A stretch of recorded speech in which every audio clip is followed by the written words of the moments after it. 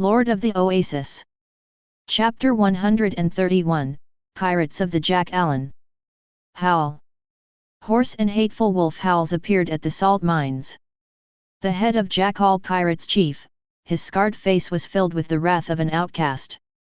They carried supplies themselves around the Devil's Zone, from the Mannheim coast to the southern part of the Naran Desert, even didn't find the corresponding team, let alone the camp that should have been built.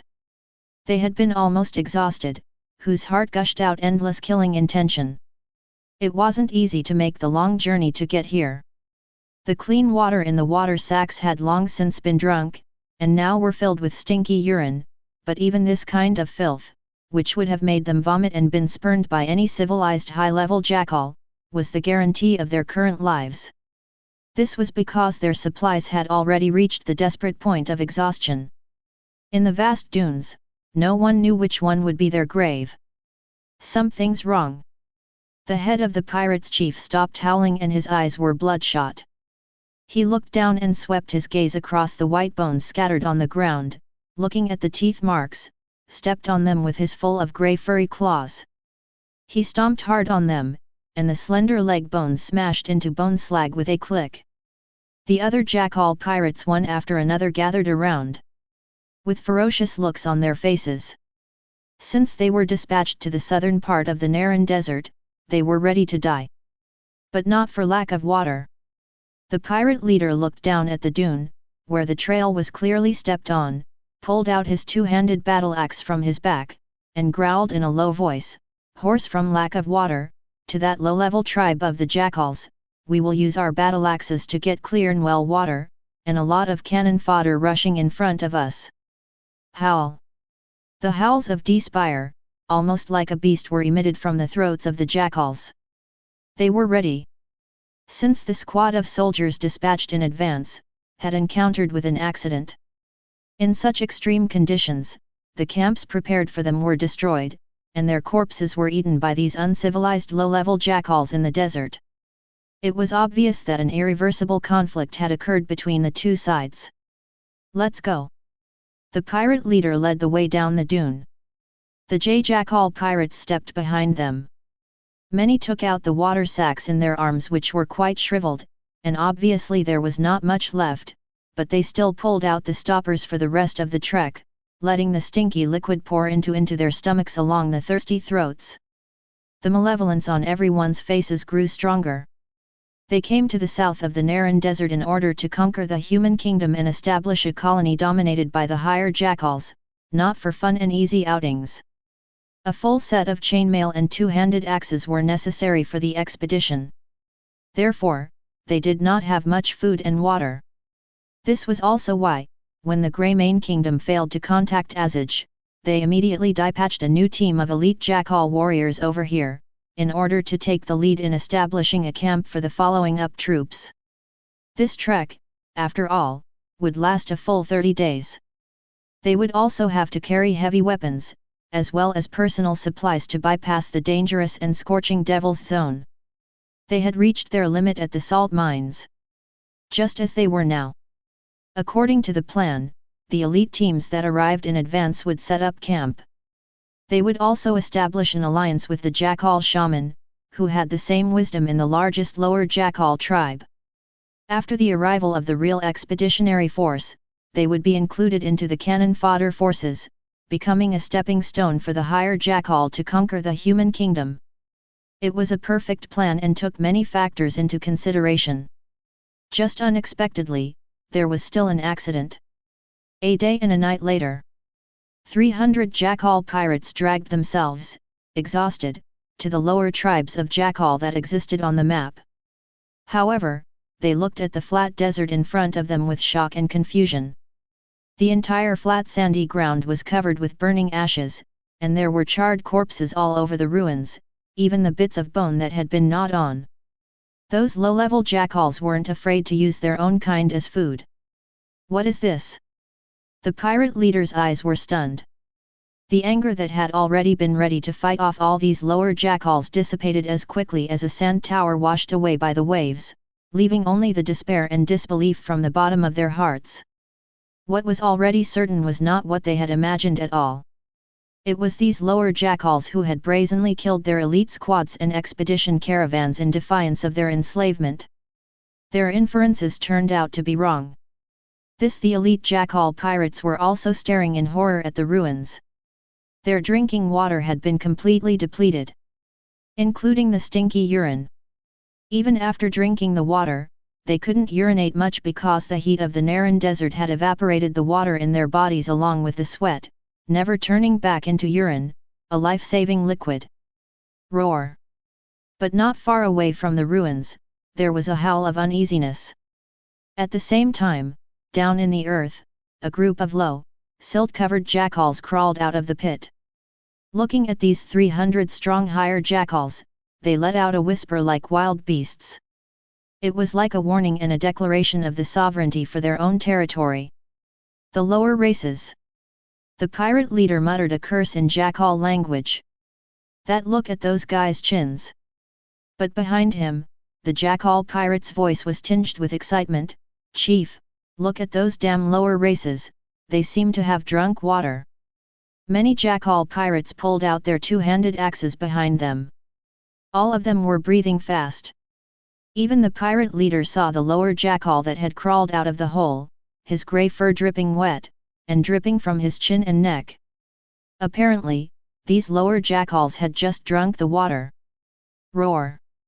The pirate leader's eyes immediately were scarlet, filling with malevolence. And, with a wild roar, he and his subordinates darted forward, causing the dozens of lower jackals to wail in horror and flee toward the surrounding dunes like cowards who were pissing their pants. These jackal pirates didn't care about these lower races. In their opinion, these lower jackals should be afraid of them. Arrived at the pit, there were sand and stones scattered everywhere.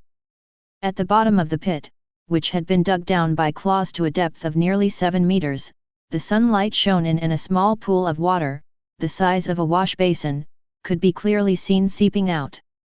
But this was indeed water. It could survive. The jackal pirate leader, who was extremely thirsty, directly jumped down and gulped down the little fresh water at the bottom, his eyes extremely ferocious, but he did not drink much for too long. Back to the top, he growled in a low voice, 3 sips each, quickly. There was not much fresh water trapped by sand at the bottom. That was about 3 sips per person. It was even insufficient.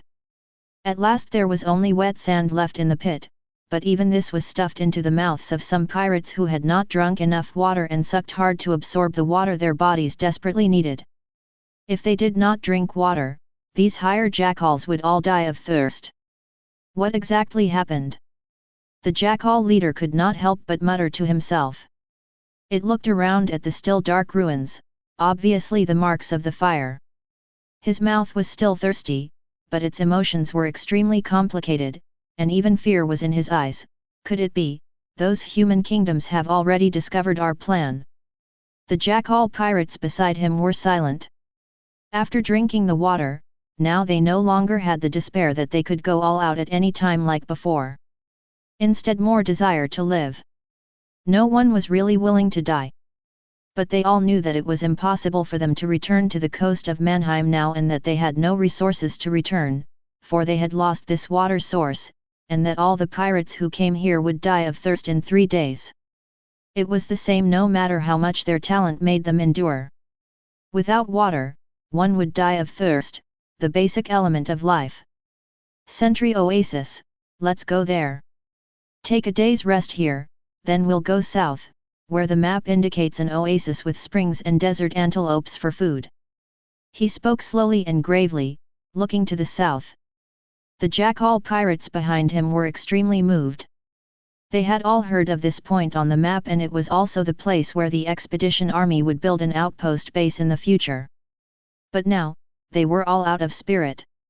And also physical strength was almost exhausted. The only way to reach the Sentry Oasis after a 3-day journey was to get a small amount of water from the excavated puddle, or to fill their own water sacks to strengthen their mental and physical strength.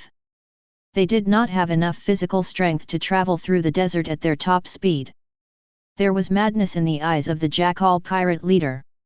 He had already made up his mind. Even if there were human troops in the sentry oasis, he would take his subordinates and easily slaughter those extremely weak humans in close combat, just like on the Sea of Stars. On the deck of the merchant ship, the humans were not their opponents. Now they were on land that the jackals do best. He believed that even if its subordinates lost the combat effectiveness due to the lack of water, the same is not those weak humans can compare. They would easily win. Howl. The howls echoed through the surrounding dune, carrying with the vague language and despair of the lower jackals, as well as the words of a beast that did not know what to say. The lower jackals had no words or language, so their voices were much higher than those of the beasts. The lower group of races. The pirate leader's eyes looked at the lower jackals that stuck its head out from behind the surrounding dunes and grinned ferociously, ready-made cannon fodder. Chapter 132, Refugees who arrived before the war. The scorching sun was burning in the sky. The sun's mighty power enveloped the Naran desert, as if even the air was about to be burned up. It was noon. But just north of Sentry Oasis, among the continuous dunes, a squadron of 10 desert bandits roamed on their horses, spears clutched in their hands, their leather shields strapped to their left arm. It was obvious that this patrol had prepared them for battle. Harumph! This was the sound of the desert horses snorting in annoyance. The sun in the desert was already quite strong. It was noon now, and the temperature was soaring rapidly. With a tap on the horse's belly, the 10 desert bandits shook the reins and turned the horses' necks, ready to return the way they had come and finish their patrol deep into the desert. Their patrol was serious and careful. Make sure there was no problem in this area before they choose to leave. However, they didn't know that right at the tribal ruins, the expedition army from the Kingdom of Greymane had already sent an advance team, which was the 300 powerful jackal pirates, and successfully trekked there. And took over the well in tribal ruins and worked together to extract more groundwater. The news did not come through. Kant did not set up a sentry post or post house in the tribal ruins. But the system had given a warning. The Trondheim fortress was ready, all troops were on standby, ready to meet any enemy troops may appear at any time. The desert bandits rode back to the sentry oasis. The ruling hall with a height of 10 meters and the arrow tower with 4 corners were the first to enter the eye. Then there was the 7-meter-high wall reinforced with lofts. The awe-inspiring defense had been completed.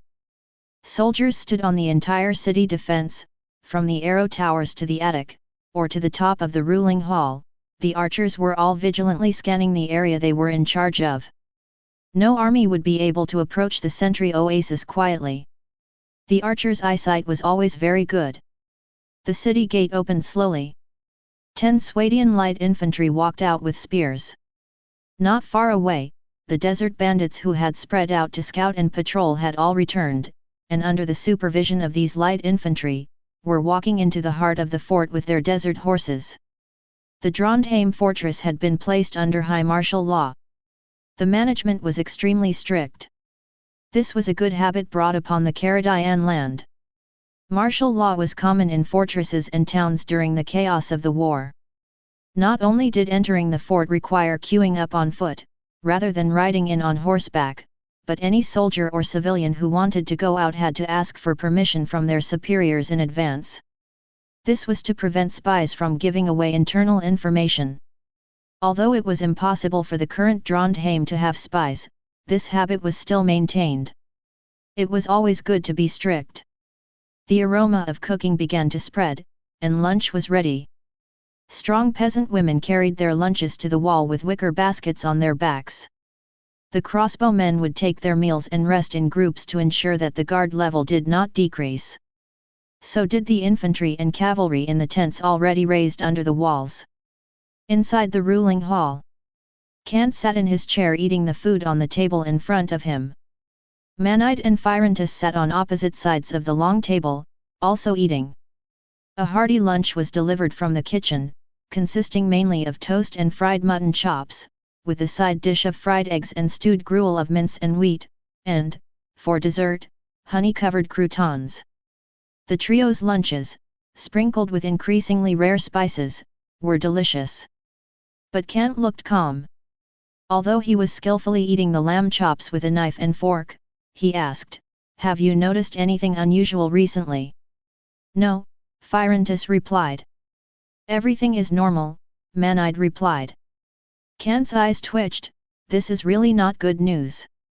The discovery of the enemy meant that he had already grasped the enemy's movements. And the fact that he had not discovered the enemy all this time also meant that the enemy was still out of his grasp and in an unknown state, which made Kant anxious, and even the delicious lunch could not feel the taste of it at all. Phyrantus frowned. "Lord, why don't I lead a team to investigate further? It's too dangerous." Kant overruled his proposal.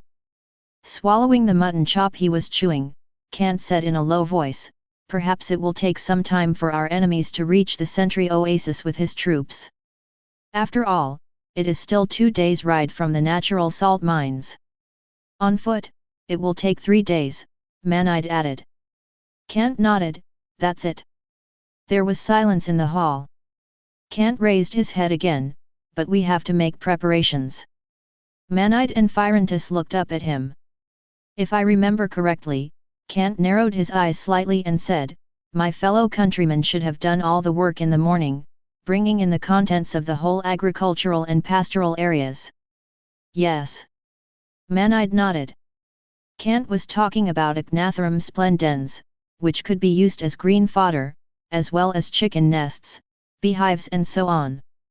But he still reminded him, "Lord Kant, the 5 acres of date palm tree on our north side are still unfelled. If the enemy does come, we will not be able to cut them down in a short time." "There is no time." Kant put the lamb chops in his mouth, looked at Phyrantus beside him and said calmly, "Then burn them all." "Got it." Phyrantus nodded. They will not leave anything behind to help the enemy with the possibility of a siege. Although the troops in the fortress were well-equipped and well-trained veterans, Kant was not sure in his mind if he would be able to have the advantage in close combat when faced with the strong jackals who had mail armor and 2-handed battle axes. The battle for the city wall could begin only after the enemy had exhausted themselves. If they wanted to fight for the city wall at the very beginning, it meant that the soldiers stationed in the fortress were too lax to give up so obvious a weakness and a vital point to the jackals, which was absolutely unacceptable to Kant. In that case, Kant ordered, "Ask all the civilians to cut down all the date palm tree in the afternoon." "Got it." Manide nodded. But with some reluctance on his face, he hesitated.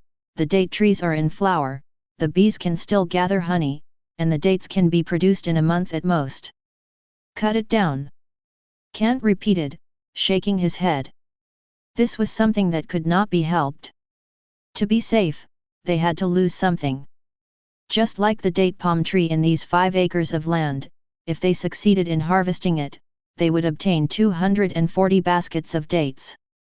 If the caravan of Shivardin had bought the dates, the total value of the 240 baskets would have been 12,000 dinars, which was more than the village mine balance in Kant today.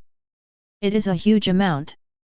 The most important thing was that, mixed with honey, Kant could brew a large amount of date palm sugar. This kind of product that could bring sweetness and satisfy the tongue was also a luxury that the noble families in the dukedom of Leo, who could only rely on fruit and honey to obtain sweetness, were passionate about and pursued. Even turning dates into candied fruit could sell at a high profit.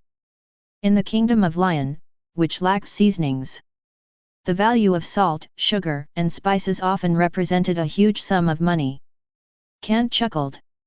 Although there was still regret in his eyes, he still said calmly, "We will get more date groves in the future. This is just a trade-off for the sake of war." "Yes." Phyrantus and Manide nodded. Lunch was over soon. Manide was the first to leave. He had to arrange for the peasant to cut down the date palm tree and try to complete the work before nightfall. After reporting the arrangements for the city defense, Phyrantus also took leave. They are both very busy. The most leisurely, perhaps, was the Lord Kant, who spent much of his day inspecting the various points of the fort, or listening to reports from both, making final decisions, and making arrangements for himself. It was just like cutting down the date palm forest. As a lord, he did not have to put in all his effort, but he had to grasp the overall situation. This was Kant's creed. With the sweep of the logging axe, large patches of date palm tree were cut down. After a simple renovation in the agricultural area, the thickest trunk was carried into the fortress, carefully placed against the walls, and tents were made of linen to protect the straight logs from the sun. After all, the main trunk of the date palm tree was the high-quality wood. The material was sufficient to make beams and planks, as well as gun and arrow shafts, and the leaves were collected and used as fuel in the sugar mills. The whole body of the date tree is made of usable materials. Today passed quickly. The civilians and soldiers fell asleep after a busy day. However, on the city walls and arrow towers, there were the archers on guard to ensure that they would not be attacked at night. Caution was necessary. But the next morning, at dawn, there was a loud noise. The whole sentinel oasis was rapidly transformed into a state of combat readiness. Even Kant was awakened by the sound of the guards knocking on the door. He quickly dressed and asked, "What's the matter? What's going on? Is the enemy attacking?" "No, Lord Kant." The guard's tone was serious. He said seriously at the doorway, "There are refugees coming." "Refugees?" Kant frowned. After dressing on, he walked out of the room quickly without having time to wash. But instead of going down to the ruling hall, they ascended the stairs to the top floor, where 20 rangers of Ravenstern, with their bows in their hands and looking eastward, greeted Kant with a salute. "Well, what's going on?" Kant came to the concave arrow-blocking wall. Just to the east, behind the dunes, close to 300 refugees were gathering in fear. 40 desert bandits, holding spears and riding horses back and forth, were watching the refugees as closely as ferocious desert vultures were watching the poor little quails. Kant couldn't help but frown. Refugees really? P.S. I realized that I haven't thanked everyone for their rewards for many days. Recently, you have given me a lot of rewards. I will resume the plot rhythm first and thank you all after the plot rhythm of the story is smooth. After adjusting the outline, it was indeed not so awkward to write. Chapter 133, Medal from the Mission. That's right. Just to the east, behind the dunes, the cowering crowd, Kant determined, was the refugee. Standard Swadian attire. It was exactly the same as the refugees who had come to the Sentry Oasis. Although the civilians of this world were dressed similar to the civilians of the Caradian land, they are in fact very different from each other in detail, with their own national style, if you look closely at them. This made him frown a little. What a fuss. The 40 desert bandits had gone out. Many of them had drawn their machetes at their waists, as if in close combat status.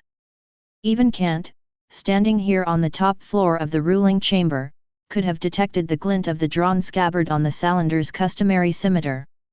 But at that very moment, a dialogue box popped up on his retina. Ding! Temporary quest issued. Temporary quest, pre-war refugees. Reward, 1000 reputation points, 1 honor point. Introduction: in war, any refugees who seek refuge will be a burden. You have encountered such a situation. This group of innocent and pitiful refugees want to seek refuge with you. Do you choose to accept them? The dialogue box was a temporary quest. Kant frowned slightly. He guessed why there were refugees. After all, most of the 50 houses were still empty. Given the passive nature of the house, so many empty houses would definitely attract many homeless refugees, adding to the civilian population of the Trondheim fortress. Just like now, 300 or so refugees were squatting on the ground pitifully. Without Kant's order, they wouldn't be able to become civilians here. Or rather, they would need Kant's confirmation to complete this temporary quest. The system was right. During war, these refugees were all burdens because they had no chores to do and no daily tasks to arrange. Even if there was a tower that could recruit these peasants into the front of the battlefield, they would probably be slaughtered by enemy and die as cannon fodder. Even if these refugees became civilians, they would only waste food. Kant narrowed his eyes slightly. Just when he made up his mind and was about to communicate with the system, he heard footsteps coming from the stairs behind him. Phyrontis walked up quickly and solemnly reported, "Lord Kant, there is a group of Svaldia refugees outside the fortress, 310 in number, have heard of your benevolent reputation and want to become your subjects, together with you to resist the enemy's attack and to contribute their own meager strength." Well. Kant nodded slightly, "I see it." His thoughts of communicating with the system paused. The mind turned slightly. Kant looked over his shoulder at Phyrontis who was behind him, clenched his fingers slightly and asked calmly, "Phyrontis, do you think it is necessary to accept these refugees? After all, we are facing an unknown and powerful enemy." "I think so," Phyrontis replied solemnly. "Tell me what you think," Kant said. Although Phyrontis was compassionate, he was not pedantic. If Trondheim really could not take in these refugees, definitely he would not have agreed to accept them. Slightly pondering, Phyrontis organized his words and reported, "Lord Kant, these refugees will become our backup personnel, in the continuous war, can act as fresh blood to replenish the blood of the war-damaged troops. They can very well avoid the passive situation where our troops cannot even replenish their strength after a long period of war. Reserve forces and war potential." Kant squints slightly, "That's a good point. This is my thought, Lord Kant." Phyrontis nodded and the same time he looked out at the cowering refugees in the sand dunes, terrified by the cutlasses of the desert bandits, said gently, "And we have enough food at the moment?" Kant did not answer. He thought quietly. After a long while, he asked Phyrontis, "How long can our food last?" 3 months, Phyrontis replied. 3 months. Kant frowned slightly, this time is still a little short. Although in the game, the war would only last 4 to 5 days. But in the real world, the war could go on for years. The Trondheim fortress, not even an enclave, which was in the territory of the Dukedom of Leo, but was a lonely city without reinforcements. Once the enemy surrounded it, it would probably take months. Even if Kant occupied the only water source. But he wondered if there might be something special in this world of transcendent power. Just like the page of clear spring, he could obtain clear drinking water. Kant clearly understood. The world he was currently in was not the world of science of the previous Earth. Instead, it was a fantasy world with swords and magic. Once they were besieged for too long, Kant's troops might run short of food. This was the most terrible thing in war. History had shown that lack of food could not only bring the morale of the troops to the extreme, but also lead to flight and rebellion.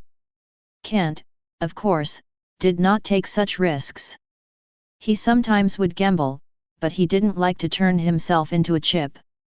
Standing on the top floor, Kant looked over his shoulder at the refugees behind the eastern dune. At the same time, he looked down at himself, which was only half a hectare inside the city wall. "I understand what you mean," he said softly, "we are actually more short of people than food." "Yes." Phyrontis nodded. "That's it." Kant made a decision in his mind and said to him, "Let these refugees go to the lake to bathe, change into clean clothes, and prepare food for them. I will accept them." "You are wise." Phyrontis stroked his chest respectfully and immediately went to arrangements. At the same time, a dialog box popped up. "Ding, temporary quest completed. Temporary quest, pre-war refugees. Reward, 1000 reputation points, 1 honor point. Introduction, these homeless refugees thank you for your kindness. As your subjects, they are willing to give their lives for this place. Even if the enemy has already raised their butcher's knife and charged into the fortress, they will do everything in their power to resist. When you choose to accept them as your subjects, then this is their home. Instantly received 1000 reputation points and 1 honor point. Kant's face was calm.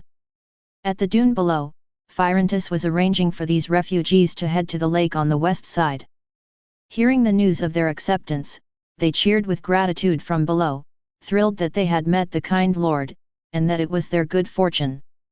However, the acceptance was not due to Kant's kindness. Accepting them did not mean that they were lucky. Confronted with the expeditionary forces of the Greymane Kingdom, Kant's Trondheim fortress stood in the century Oasis, destined to be the main battlefield of the bloody battle. Since these refugees chose to turn to Kant as civilians, they could not escape either. The same to go up the city wall to form a defensive line at the critical moment with the sound of the emergency bell. War was always cruel. It was not known how many of the seemingly numerous civilians who would survive. Blood and fire would give birth to elite soldiers. But in the process, they would first become corpses, paving the way for blood and fire. The 40 desert bandits had all dispersed, and only 10 people were left to supervise. Under the arrangements of Phyrantus, they led the refugees to wash up at the small lake in the west pastoral area, making their dirty appearance clean. At the same time in the refugee package they found the cleanest clothes to wear on the body. These refugees once again became the peasant of Swadia. With a happy smile on their faces. There were not many lords to collect the refugees in the war-ravaged Kaladian land. In the Long War, the first consideration of these lords was the safety of their castles and towns, which was enough, because these two things were the basis for them to dominate the mainland and maintain their authority. As for the villages and the peasants, they were at most dispensable. As long as they had the upper hand in the war and obtained the peace that they had not seen for a long time, there would always be a front row of desperate peasant who would seek refuge. That was why Kant's kindness was so precious. Like most of the previous arrivals, these 310 refugees were all men, without any women, children, or old people, and made up of a sturdy labor force. However, according to the system's nature, it didn't matter if there were women. Same like the 50 peasant women he currently had. With their thick arms, powerful thighs, and bucket-like waists, these women could carry logs for hundreds of meters without effort. Carrying a bag of salt in each hand is a carload, and their strength was no less than that of men. The women who rode and hacked were no different from men. Watch out! Kant instructed these rangers of Ravenstern and walked down to the top floor of the ruling hall. After obtaining one honor point, the system mall opened for him once again.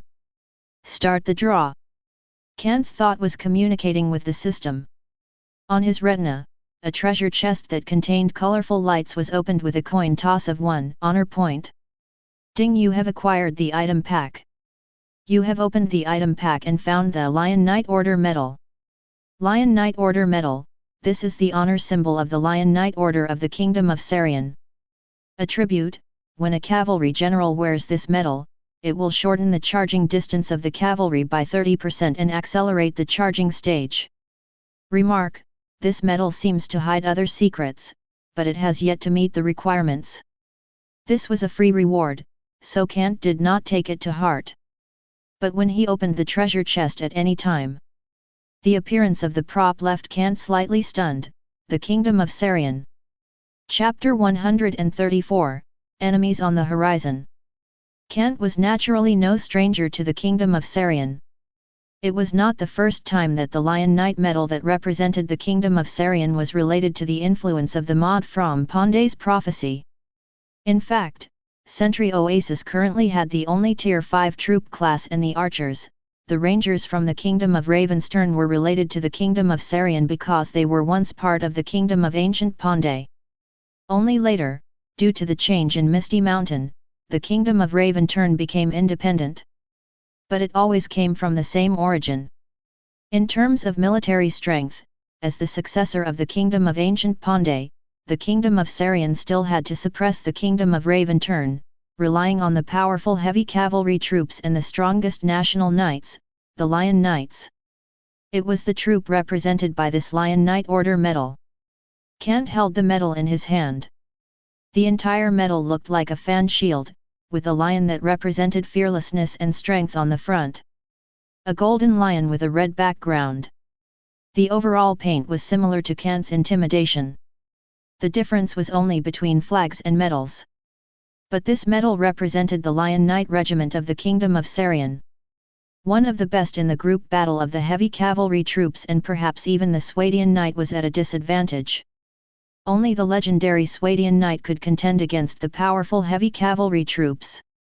A timely assistance. Kant could not help muttering to himself.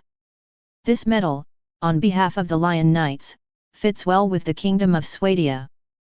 Both countries are dominated by cavalry, with heavy cavalry at the top.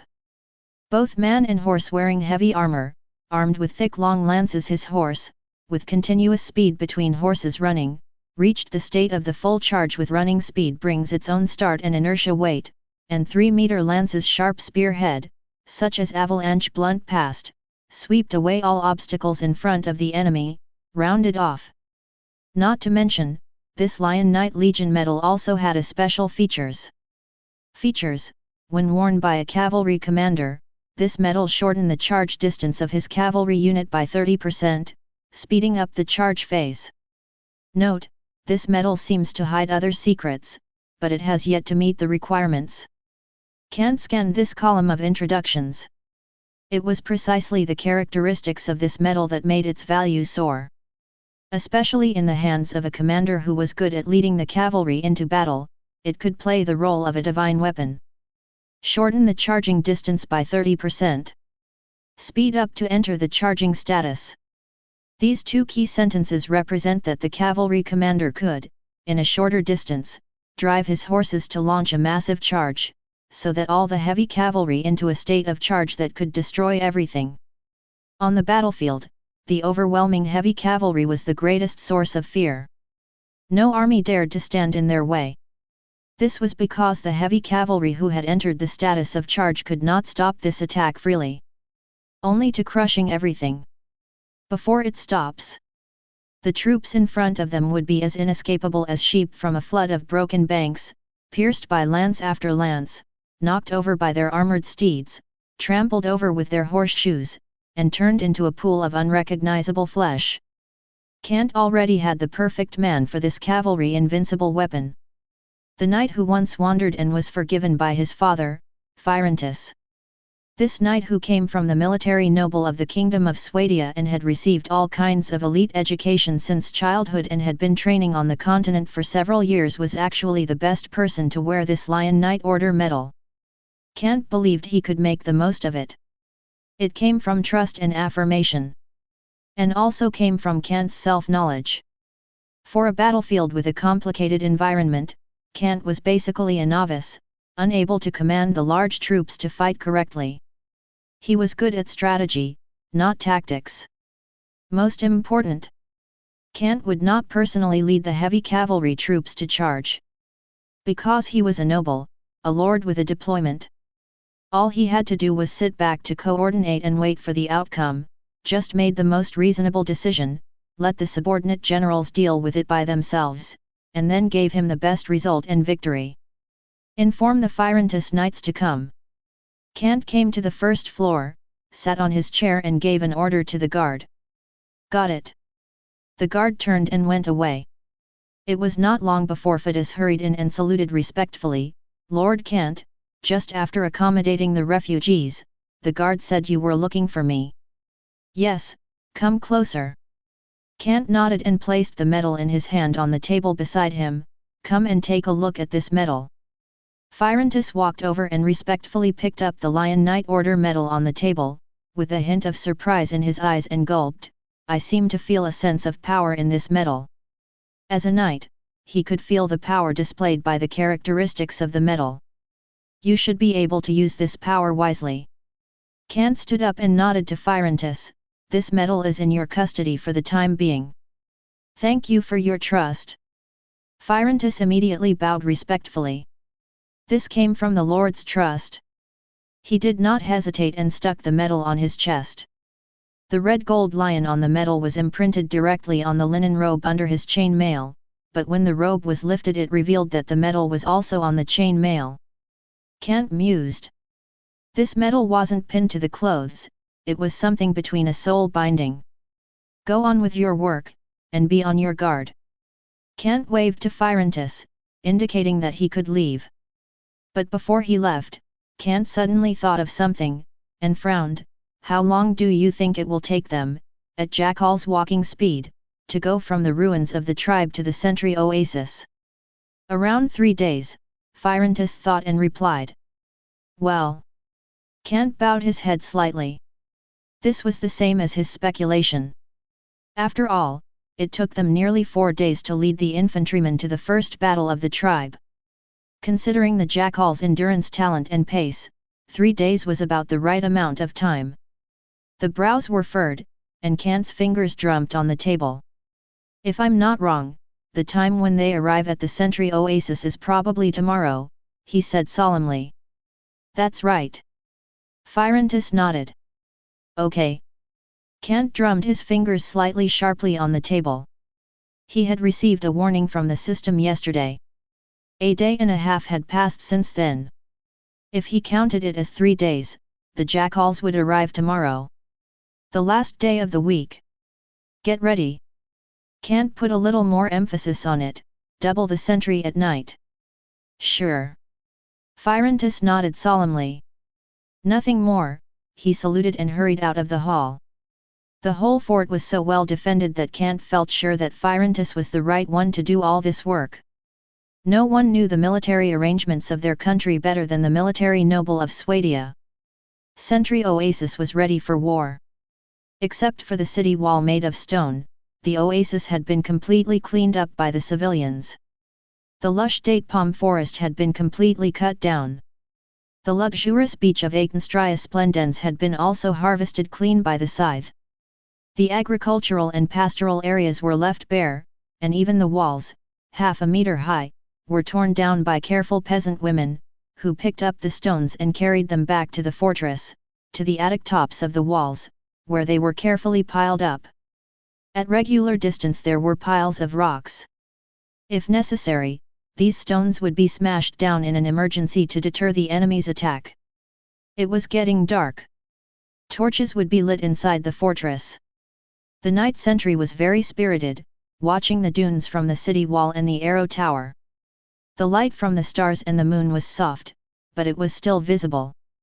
Even in the darkest hour before the dawn. Phyrantus also arranged for sentries to be on guard. There was also a patrol team formed by the Swadian infantry. They walked in the attic in their chainmail boots, making ear-piercing noises that would sometimes wake up the archers sleeping on the city walls.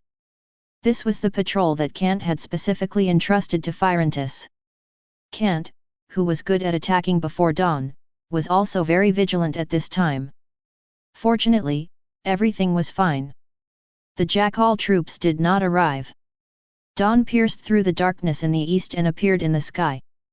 The sun rose. Sunday came. The last day of the week was also the time when the JACKALAN was likely to appear. Dong dong dong. The bronze bell of the bell tower was routinely rung by the Swadian light infantry in charge. Along with the rising sun, a clear sound covered the entire oasis. 15 Sarandian horsemen, 25 elite desert bandits, and 40 desert bandits, a quick reaction light cavalry, had all waked up, washed up, and gathered quickly in the clearing on the east side. The horses had been fed with forage and water as early as midnight. Now, they just happened to be full of energy. The light cavalry checked their weapons, quickly mounted their horses, and roared out with the open gates. An early morning patrol. Groups of people, spread out in a cone, heading north. However, just as everyone entered deep into the desert and reached the limit of their vision, which even the arrow tower could not detect, they climbed over layers of dune. The desert bandit at the front tightened his reins abruptly, his eyes shrinking slightly. "Who?" He reined in hurriedly, halting the desert horse under its legs. The companions behind him did the same. Far away on the horizon, black dots were moving, like ants in the sand, not quickly, but either not slowly, toward their southern position. And this represented the troops on the march. The enemy was coming. Chapter 135, The Heavily Guarded Fortress. Sunday, the last day of the week. Drawing on the reins to stop the horses, they stood on the top of the dune, overlooking the horizon. The desert bandits in the patrol did not expect that they would actually find the enemy troops advancing in the morning. Moreover, the horizon was covered with the enemy's silhouette. It was obvious that they had traveled quite a distance. Based on the speed of their advance, they would reach the Oasis lookout within 2 hours. The enemy troops had already entered the desert bandits' patrol zone. "Don't just stand there." The leader of the team opened his mouth and spat to the side. Although he was mentally prepared for the enemy's arrival, he was still surprised to see them so suddenly. He couldn't help but clench the spear in his hand, turned his head, and berated, "Damn it, we should go. Go, go, go." The desert bandits all nodded. They were not afraid of the enemy or trying to avoid the battle. But, as scouts cavalry, they needed to quickly inform the Oasis lookout about the enemy's arrival. Turning their horses around, they quickly returned. There was no need to send a signal to inform the other teams because the desert bandits in other regions must have noticed the arrival of the enemy's troops that were heading south on the horizon. These desert bandits had an extremely acute sense of smell. Or rather, those foolish ones had all died under the encirclement and suppression of the army of the Saran Sultanate. They rode their horses at the top of the dune. They returned to the Oasis lookout as fast as they could. And on the arrow tower, the Vizier archers in charge of guarding the fortress soon discovered that they had all returned. This was an unusual situation. Usually, these desert bandits would patrol until noon before returning. And them returning in a rush could only mean one thing. The enemy had arrived. The Swadian crossbowmen on the city wall also sensed that something was wrong. They all gathered together, holding their crossbows as they stood behind the window, vigilantly staring at the agricultural area to the north, which was already evacuated, as well as the dune to the north. "It's an emergency. Open the city gate." All the Swadian light cavalrymen had a solemn expression. They pushed open the heavy city gate. It was not that they were not flexible. The desert bandit at the front rushed into the fortress with a solemn expression on his face. The people on the street saw him riding his horse so fast and made way for him. He stopped in front of the council hall. "Stop! You are not allowed to enter."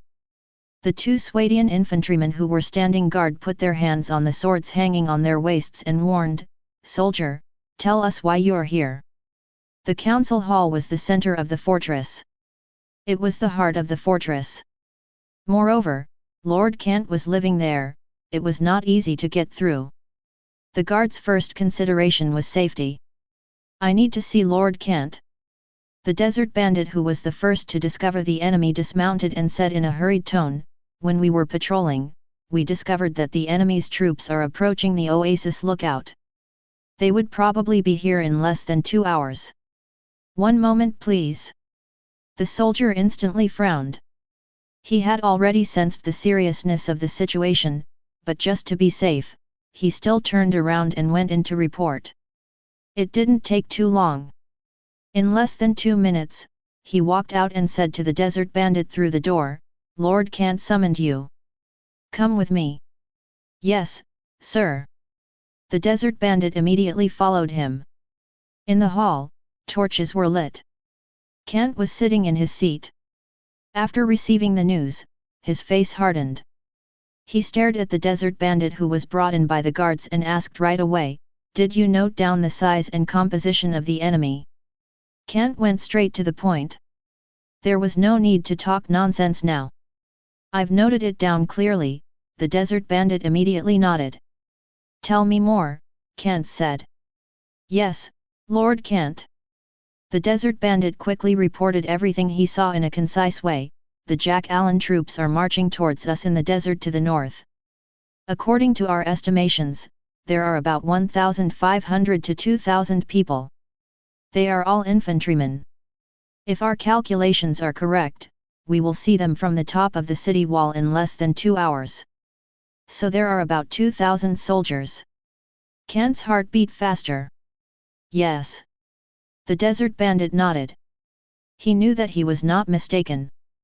These bandits who relied on plunder for a living had eyesight that was as good as the Vaegir archers. I got it. Kant tapped his finger on the table and gestured at the desert bandit, return to your team. Understood. The desert bandit saluted and was about to leave. Wait.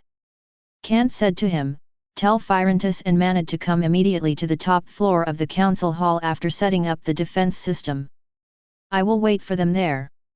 Yes, sir. The desert bandit nodded and left. The Swadian infantryman who was standing guard at the door also left and returned to his post. All the soldiers of the Oasis lookout were mobilized. Vaegir archers occupied all 4 arrow towers and waited in formations on the top floor inside the towers. They were holding longbows and looked outside the city walls vigilantly. They would shoot any enemy that appeared. The Swadian crossbowmen were also holding crossbows in the attic on the city walls. Each of the 2 long-range troops would be on the arrow tower and the city wall respectively. The longbows were either for curved trajectory or rapid fire. The crossbow was for collination and aimed shots. In coordination with the 20 Ravenstern Rangers at the top of the council hall whose firepower could provide support at any time, the city wall could be defended against the enemy's approach for a short period. Not to mention that even the peasants had climbed up to the top of the attic and were holding long scythe to help defend. Although their combat strength was relatively weak, they had rocks beside them. The power of throwing the rocks from the top of the 10-meter-high wall was no less than that of the shooting of a ballista. No matter how strong the JACKALANs were, their heads would probably be split open, exposing their brains. For the sake of their home, they would do their best. Everyone, stand by and wait for orders. Inform me immediately if you see the enemies. After examining the already stable defense system, Phyrantus' expression relaxed slightly. He said to the few captains who were following him, I'll go see Lord Kant. I'll leave the rest to you. Understood. The captains nodded. They were all commanders at the basic or middle level. Phyrantus left the city wall. He met Manad, who had just finished making arrangements for the peasant men and women, and walked towards the council hall together. The 2 of them nodded to each other solemnly and did not communicate much. They entered the council hall. They walked quickly to the opposite side of the long table and bowed gravely, Lord Kant. You're here. Kant nodded and said to the 2 of them, sit down. The situation is urgent. There's no need for so many formalities. Yes, sir. The 2 of them did not refuse. They sat on both sides of the long table and continued to look at Kant solemnly. This was the real city defense since the establishment of the Trondheim fortress. They had to treat this batch of enemies with caution. Just like when Kant personally led a team to attack the JACKALAN tribe. But now, the situation was even more dangerous. Is everything ready? Kant asked in a deep voice. Everything is ready. Phyrantus and Manad nodded. These affirmative words made Kant nod slightly, but his voice was still heavy. We cannot lose this battle. If the defense fails, I think you both understand the consequences. We will do our best. Phyrantus and Manad looked at each other, then nodded affirmatively. The price of failure was too great. It would be like falling into an abyss. Although they came from the continent of Karadia, they understood that once the Trondheim fortress, which was at the crucial to the Oasis lookout, fell, everything they had built would crumble. Their current strength was not enough for them to bear the consequences of losing the war. Currently, the military force of the Trondheim fortress consisted of 37 Swadian light infantrymen, 50 Swadian infantrymen, 50 Swadian heavy cavalrymen, 50 Swadian crossbowmen, 50 Vaegir archers, 20 Ravenstern rangers, and 5 Mamluks, 15 Sarandian horsemen, 25 elite desert bandits, and 40 usual desert bandits. 324 soldiers in total. And 500 civilians and 50 peasant women could be recruited if necessary. There were less than 1,000 soldiers. Their number was at a disadvantage. But Kant was not too stressed.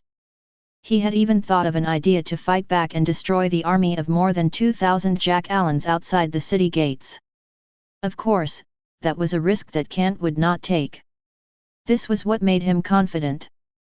The troops that Kant currently had were elite troops. The infantry, cavalry, and archers were to be commanded by a baron in the dukedom of Leo. After all, full armor, war horses, and those precious crossbows were important resources. Ordinary craftsmen could not make them, and they were so expensive that they could not be used to equip the soldiers. Back then, Baron Dylan's vassal knights were willing to betray him for the sake of the Sarandian horsemen's chainmail armor. That was enough to prove how precious the equipment that Kant's soldiers had was. On the battlefield, these weapons and equipment could easily guarantee the enemy's defeat. Good weapons bring victory was always true. In a war, excellent weapons and armor would guarantee victory. Thinking about this, Kant stopped tapping the table with his fingers. Instead, he raised his head and solemnly proposed to the two men, "I plan to let the light cavalry leave the fortress. Each of them will carry food and water that is enough for 3 days, they will form small groups to harass the JACKALAN troops of the Kingdom of Grey Mane. Just like what the Kurgits did, harass them until they become extremely tired." Chapter 136, Kant was stunned. Phyrontis agreed with Kant. As the order was given, the 2 city gates of the Trondheim fortress were opened. With a sinister smile on their faces, the light cavalry rode their horses and left one after another. They called out to each other and disappeared into the vast dunes. They might not be very proficient in city defense with rigid tactical requirements. However, they were equipped with light equipment. As long as they split up into smaller groups, they would be as free as the fishes that jumped into the water. They could easily apply the various methods they used in the Sarand desert. Although they were Kant's light cavalry, they were once the bandits in the sea of sand that drove the entire Sarand Sultanate crazy. They split and attacked. This was their specialty. The Sarandian horsemen and the desert horses, which were good at surviving in the desert, stepped lightly on the sandy ground and moved quickly among the dunes. With this speed, they were not much slower than moving on the plains. With the 15 Sarandian horsemen at the center, 25 elite desert bandits and 40 desert bandits spread out over a wide area. They could only see the other teams from a dozen meters away. But the distance was not a problem. They had a way to communicate with each other, and they were surrounded by teammates. As long as someone rode up the dune, shouted, and greeted with a special tune that only the Sarandian bandits would know. With the tacit understanding that they had cultivated in their plundering career, they would know what other comrades had in mind and react quickly. Or they could spread out and attack the enemy's troops. Or they could gather behind a dune and form an orderly charging formation, charging straight at the enemy with a spear. However, at the moment, they were best at hiding. Kant stood on the top floor of the council hall, while Phyrontis and Manad behind him.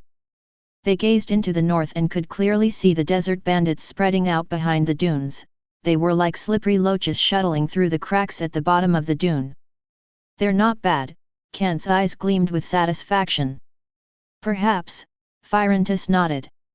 His tone was indifferent. It was the arrogance brought by his country and the contempt brought by education. To this Swadian knight, although the desert bandits were notorious in Sarand Sultanate and were considered as the light cavalry that everyone feared, he knew that they would not be of much use on the battlefield. Even the Sarandian horsemen could hunt them down, not to mention the Swadian heavy cavalry who were fully armored. Pausing for a moment, Phyrontis realized that his reply to Kant was rather rude, so he explained, "But these Sarandians can cause some trouble and chaos to the enemy, which is pretty good." "That's right, that's the goal." Kant chuckled, not minding that Phyrontis misspoke himself. He did not have high expectations for the desert bandits. After all, they were only more or less a Class 3 cavalry. To be more precise, they were around Class 2.5. Only elite desert bandits could be considered as Class 3 cavalry, and their combat strength was not considered strong. His only request for them was to harass the enemy troops. These desert bandits could definitely do it. 4 short javelins per person might not be a lot, but 40 desert bandits would have 160 of those, and those were very effective in harassing the enemy. Moreover, there were 25 elite desert bandits. They were equipped with 6 additional short javelins per person. Although there were only 25 people, there were 150 short javelins. Therefore, Kant was confident. These 300 heavy short javelins were thrown out one by one. The effect was much better than arrows and crossbows. Although they were short-ranged, only 10 meters in total, the destructive power was huge. Moreover, the momentum of the running horse boosted the strength of the arm. The short javelin that was thrown out could pierce through armor. It was estimated that it could even pierce through the chain armor worn by a Sarandian horseman and form a bloody hole. On top of that, according to Kant's understanding, the high-level JACKALAN warriors of the Kingdom of Greymane were generally equipped with mail armor. Although it could shield the soldier against cuts from swords and sabers, it was not as effective against stabbing. Due to its structure, mail armor was not as effective against arrows and crossbows as lamellar armor, chain armor, or scale armor. Now that those JACKALANs had to face javelins that could even destroy shields and chain armor, they could only hope for the best. "They're here," Phyrantus suddenly said and narrowed his eyes. Kant and Manet's expressions were solemn as well. They followed Phyrantus' gaze and looked toward the north. Among the dunes in the north, countless black dots were appearing at the top of dunes. They seemed to be moving slowly, but they were moving rather quickly towards the Oasis lookout. Their dark silhouette covered 7 or 8 dunes. Doom doom doom doom doom doom doom doom doom. The bronze bell was rapidly struck by the Swadian infantryman who was in charge of it, and the clear sound of the bell reverberated in the fortress. The soldiers who were on standby all stood tall. The archers on the city walls and arrow towers all pointed their weapons toward the north. Groups of civilians also lined up and waited in the open space right next to the city walls. If the fortress entered a state of emergency and the gate was about to be breached, then the special function of the bell tower would be activated, turning the 550 civilians into recruits with basic equipment. Although they could not withstand the powerful attack, they could still keep the front line at bay with their own lives. "They're finally here." Kant narrowed his eyes and put his hands on the uneven arrow wall with both hands, but he was calm. The expeditionary army of the Kingdom of Greymane. He had been waiting for this day for a long time. Azych had been captured after they defeated the JACKALAN tribe. They had discovered that to the north of the Naran Desert, there was the Mannheim coast. After learning about the Kingdom of Greymane, which was composed of high-level JACKALANs, Kant knew that today's battle was unavoidable because the other party had malicious intentions. In essence, they were here to plunder and fight. These high-level JACKALANs of the Kingdom of Greymane had no intention of negotiating or trading. Kant also didn't want those. War was the best choice. If those high-level JACKALANs of the Kingdom of Greymane came here to build a friendship, and chose to negotiate, trade, and do business, who could Kant, who was only nominally a baron of the Dukedom of Leo and lived in the Oasis lookout, represent? He could represent no one. On the contrary, he would be in grave danger because of the profits brought by the JACKALANs. Why would the nobles who exiled Kant to the desert let him have an opportunity to reappear in the upper-class society, smile hypocritically with them, talk to them, and then cut their throats with a knife? Just look at the heirs of the Dukedom of Leo who died every year. No good person could become a noble. And the most important thing was the natural salt mine. It was an extremely crucial resource for Kant's future development. He would not give it up to anyone, even if it meant war. This salt mine represented the future. The only valuable thing in the barren Naran desert was this salt mine. Kant would not let go of it. His heart beat faster because of his thoughts. It was not because of fear or excitement, but just pure palpitations. Especially when he saw the enemy troops getting closer and closer, as well as his light cavalrymen who were hiding in the surroundings, carefully observing. Kant slowly clenched his fist and said in a deep voice, "Tell everyone to get ready." The JACKALAN troops were less than 2,000 meters away. Dark figures spread across the dunes. The grey fur unique to the jackallans was quite eye-catching. They had a slightly hunched back and a beast-like head. If it was at night, their eyes would be filled with a green, dense light. Dense and terrifying. However, Phyrantus frowned. His gaze swept across the group of jackallans and was finally fixed at the center. His brows furrowed even more. He suddenly felt that something was wrong. Hey! Kant's brows also furrowed. Even Manad, who was not good at military affairs, could not believe what he saw. What's going on? Someone muttered to himself. His tone was puzzled. This was what everyone was thinking, and even their tone was with a hint of shock. There were indeed a lot of jackallans, they arrived in a dense mass. According to Phyrantus' estimation, the number definitely surpassed the 2,500 the desert bandit estimated. Even when he was looking down at the dense formation from above, he saw at least 3,000 people. Otherwise, they would not have formed such a large-scale army and covered several dunes. That was why Kant and the others were puzzled and shocked. They were also a little incredulous. Because the 3,000 jackallans were all familiar old friends. They had long sharp teeth on their jaws, grey fur, a head that looked like a wild beast, tattered linen and animal skin on their bodies, and spiked club that was laced with gravel and inferior iron in their hands.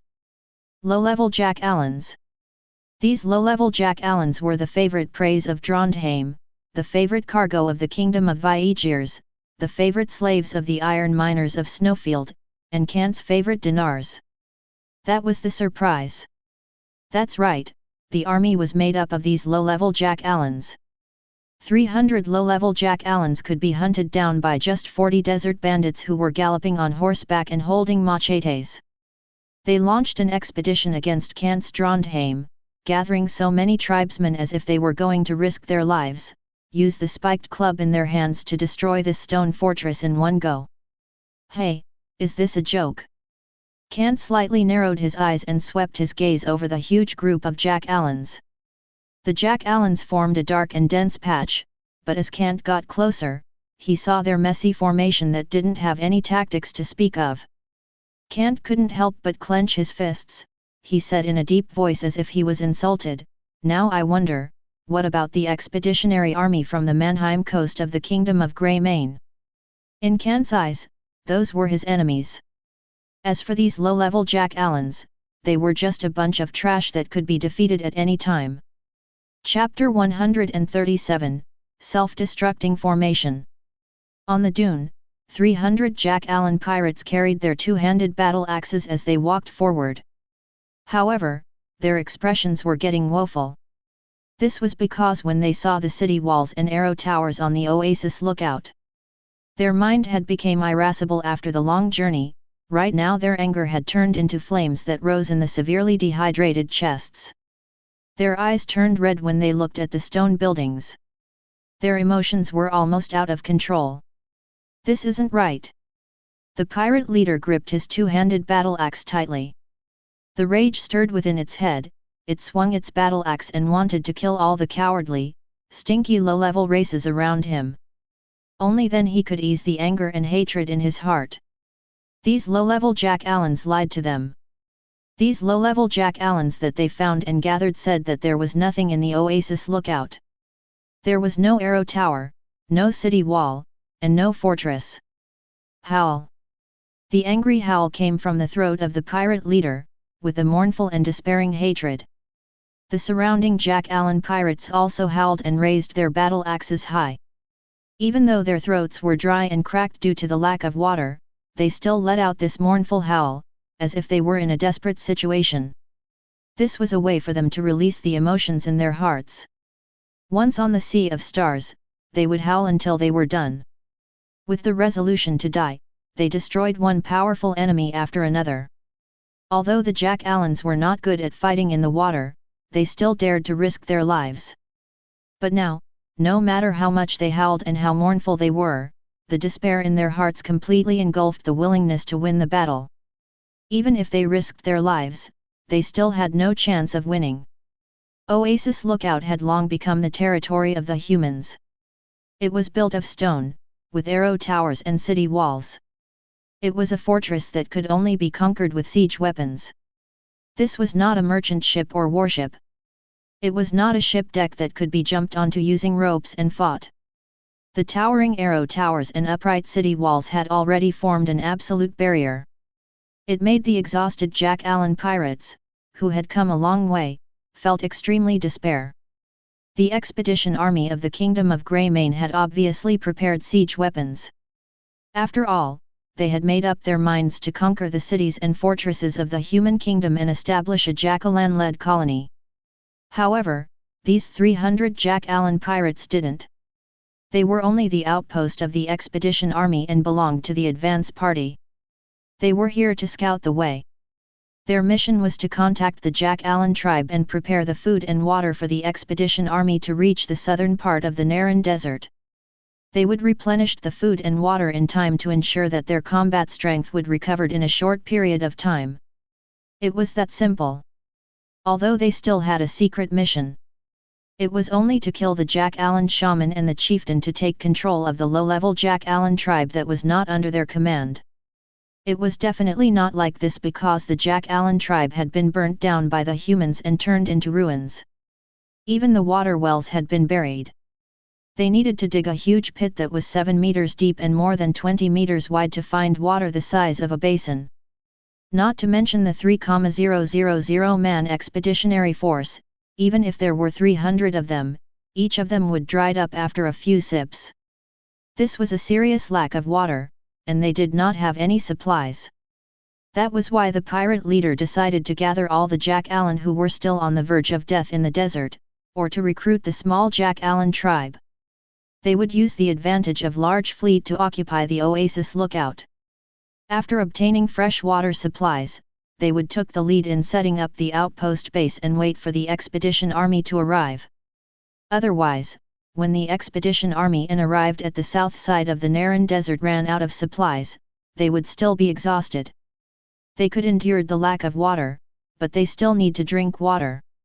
Originally, the Oasis lookout was the motivation for them to come here, but now, they were in a deeper despair. "We have failed," the pirate leader said in a weak voice, his voice filled with sorrow. Even if it had spent a lot of effort to gather all these inferior races and form a cannon fodder army of more than 3,000 JACKALANs, facing such giant city wall, they could not did anything without siege weapons. The pirates behind it were all silent, no one said a word.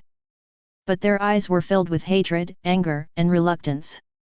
They were already prepared to die in battle, but they did not want to die in such a humiliating way. "Fight with your life. We still have a chance. The followers of the Storm Monarch will not give up." Some of the JACKALAN pirates raised their two-handed battle axes in anger and pointed their sharp axes at the fortress in front.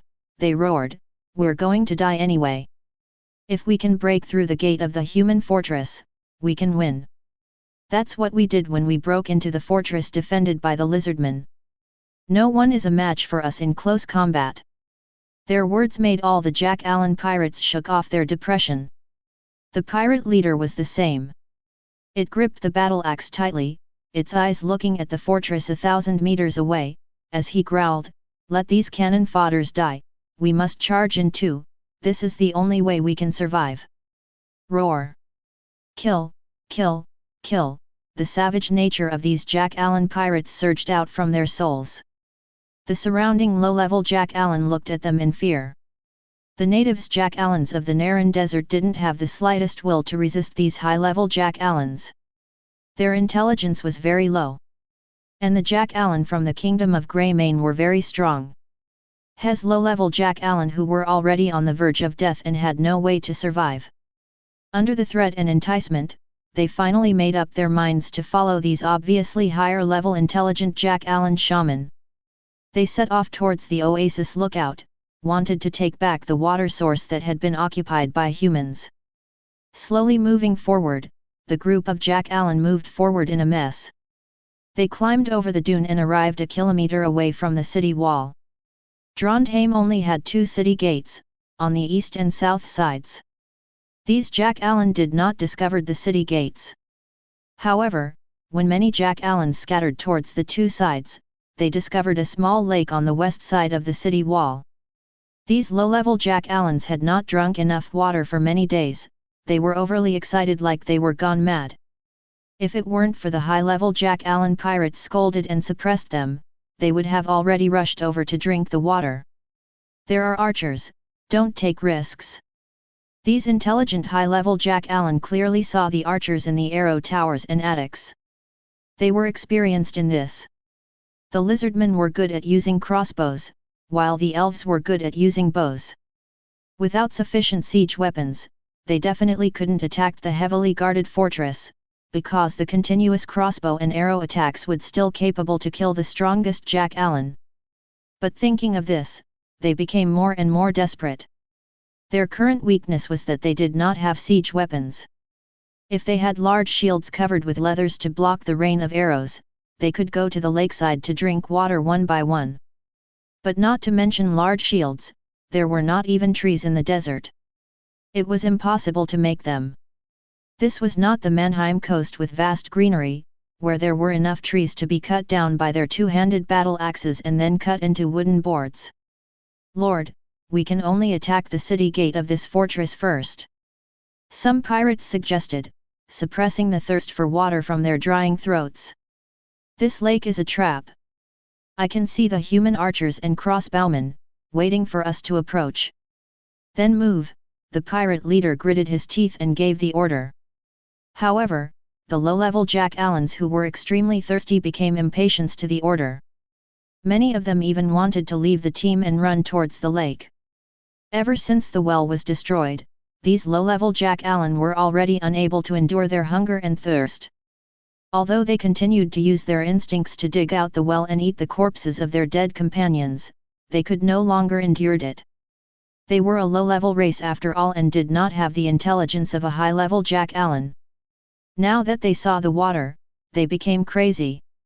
Roar! The roars could not be stopped. The low-level JACKALANs could not hold it in any longer and ran towards the lake on the west side of the Oasis lookout. Their eyes were filled with the desire for water and they did not notice that in the attic of the city wall, the Swadian crossbowmen already tightened their crossbows and the Viegir's archers on the arrow tower had drawn their longbows as well. Huff huff huff huff huff.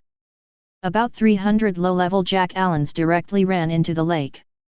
The splashes of water wetted their grey fur. These brave JACKALAN enjoyed the first bit of water. They drank large mouthfuls of the clear lake water, enjoying the hard-earned moisture. Behind them, even more low-level JACKALAN were restless. Even if the 300 JACKALAN pirates held the line and used their two-handed battle axes to chop off a few JACKALAN's heads, it would mess up the formation. The low-level JACKALANs wanted to disperse on their own, and couldn't wait to go to the lake to drink water. The physiological thirst for water had almost blinded the hearts of these low-level JACKALANs. Damn it! All of you low-level races, stand where you are. Stand where you are.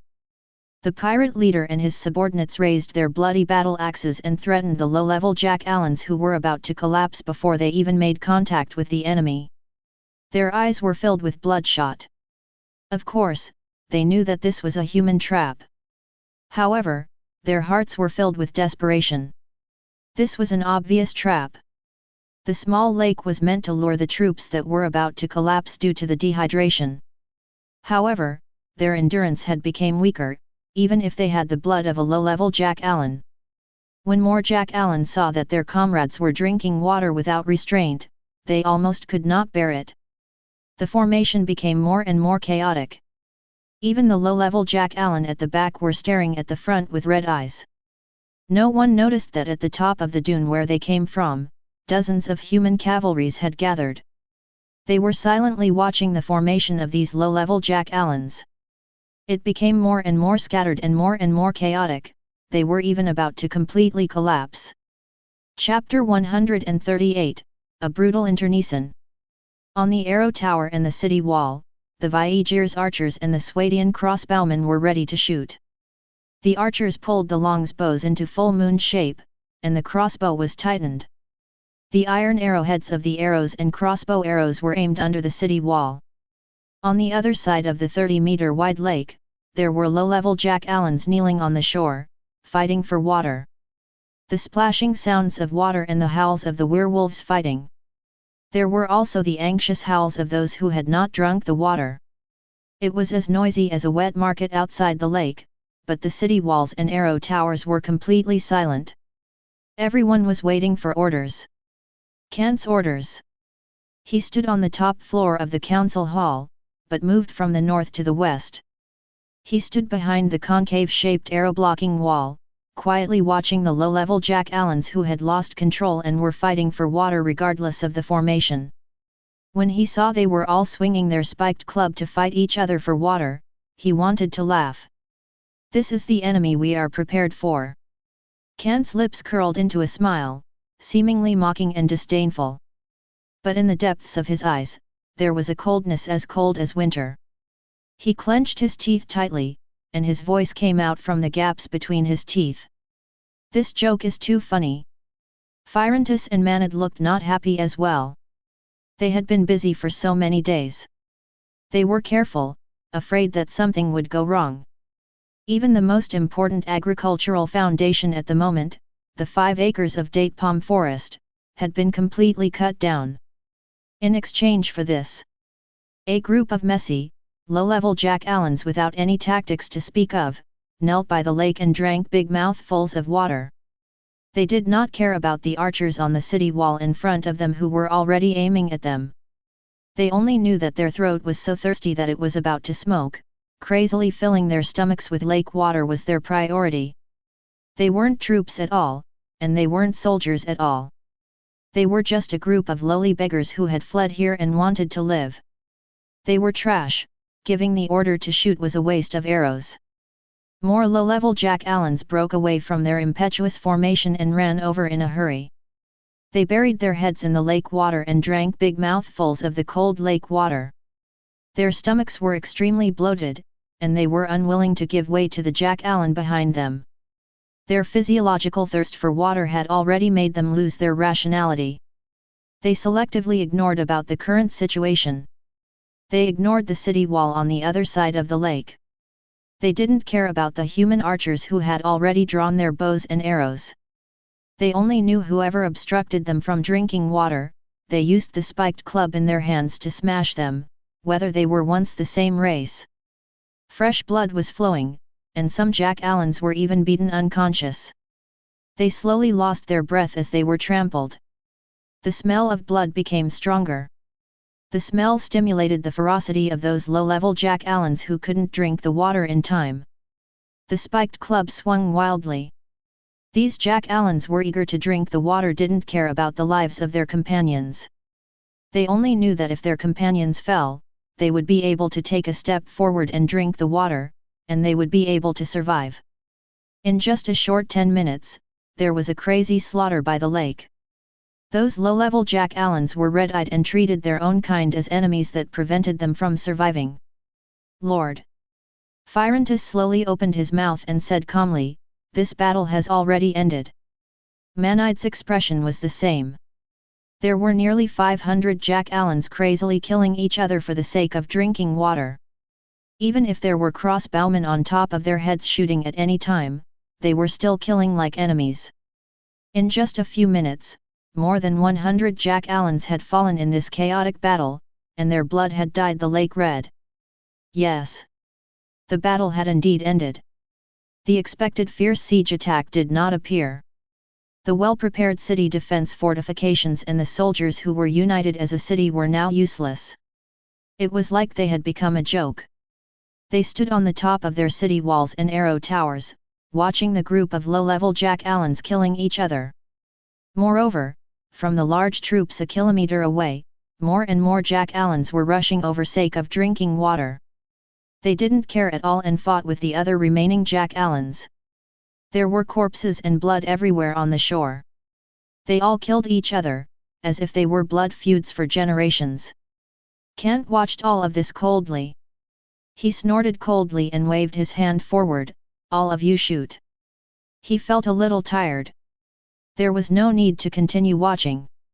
This group of low-level JACKALANs had already lost the ability to attack the city. Even if they used the ant-climbing tactic and piled their corpses against the 7-meter-high city wall, it was impossible for them to climb into the attic. Killing each other had already depleted the remaining trust of this group of low-level Jack-Allans. "All of you fire!" The messengers shouted and conveyed Kant's order. The Ravenstern Rangers stationed at the top of the council hall reacted the fastest. They raised their heavy bows and looked down from the top of the council hall. They aimed at their preset targets and mercilessly fired a volley of arrows at the Jack-Allans who were still fighting by the lake. The sound of arrows whistling through the air. The archers on the city walls and on the arrow towers also received the order to pull the triggers or release the tightened bowstrings. The rain of arrows poured down like a waterfall. The air was filled with the miserable cries tearing apart by the arrows. Puff puff puff puff puff puff puff puff. The arrowheads penetrated the flesh. The Jack-Allans who were still fighting each other's irrationally by the lake instantly fell to the ground at the same time. Before the Jack-Allans could react, the archers who were shooting at a faster speed knocked their bows again. They shot another rain of arrows, pinning the remaining Jack-Allans to the ground like hedgehogs. The shooting range was less than 30 meters, so there was almost no need to aim too much. The power of the arrows and crossbows was also at its strongest. These low-level Jack-Allans did not have armor on their bodies. They were all wearing tattered linen robe and animal skin. At such a close distance, their skin and muscles, even their bones could be penetrated easily. They all let out miserable howls. These Jack-Allans finally reacted. They looked at the human archers on the city walls and arrow towers in horror and began to retreat. But at this time, the Swadian archers pulled the trigger again. The heavy crossbow bolts arrived in an instant. The slow-moving JACKALAN's back was pierced through. If it was unlucky, the arrows directly pierced into its lungs. As it ran, the blood in its mouth surged up, its legs went limp and it knelt on the ground. It breathed in but did not breathe out, and his pupils were dilated. Low-level Jack-Allans were not Kant's opponent. Firentis. Kant's face was calm as he ordered, "Lead all the heavy cavalry and prepare to attack." "Understood," Fate nodded. Without hesitation, he turned around and left the council hall. He gathered the heavy cavalry troops under his command. As the south gate opened, the horses stepped on its horseshoes and stepped into the soft sand. Behind Firentis, there was a Swadian heavy cavalry wielding intimidation. A golden lion in red background fluttered in the wind behind him. An eye-catching lion knight order medal, with the same golden lion in red background but with the size of a palm, was attached on his chest. With the addition of the two great items, Firentis was full of confidence. This was also the reason why Kant asked him to lead the heavy cavalry troops to attack. In the distance, the 300 Jack-Allan pirates were shocked by the intense rain of arrows and they were in extreme despair. They subconsciously slowed down their action on stopping the formation from falling apart. They were not stupid low-level Jack-Allan. All of them came from the Mannheim coast and were famously known in the Sea of Stars. They looked at the human crossbowmen on the city wall. The sorrow in their hearts became more and more intense. Even if the Kingdom of Greymane was preparing to set out from behind, the Jack-Allan expedition army with siege weapons would probably have to pay a certain price to gnaw on this fortress. With just 300 of them and the 3,000 not-so-smart low-level Jack-Allans, even if they pounced on mountains of corpses and seas of blood, they probably wouldn't be able to conquer this fortress.